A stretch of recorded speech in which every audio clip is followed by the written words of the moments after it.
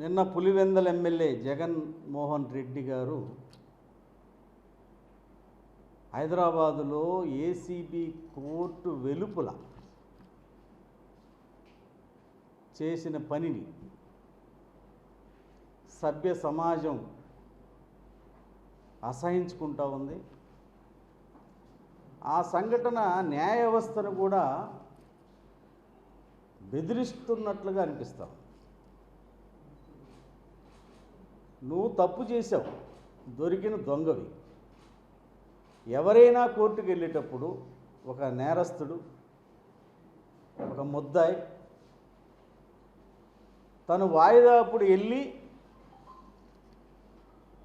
సర్వసాధారణంగా వస్తారు. 6 ఏళ్ల క్రితం నువ్వు కోర్టుకు వెళ్ళావు,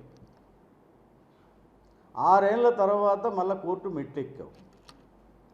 నీ మీద 11 సిబిఐ కేసులు, 9 ఈడీ కేసులు, 45,000 కోట్లు ఈడీ అటాచ్మెంట్. ఇది నీ చరిత్ర. 16 నెలలు జైలు. ఇటువంటి పెద్ద మనిషివి కోర్టుకు వెళ్ళేటప్పుడు ఆంధ్రప్రదేశ్ నుంచి ఎందుకు ఇన్ని బస్సులు, ఇన్ని కార్లతో జనాన్ని అక్కడికి ఎందుకు రప్పించావు?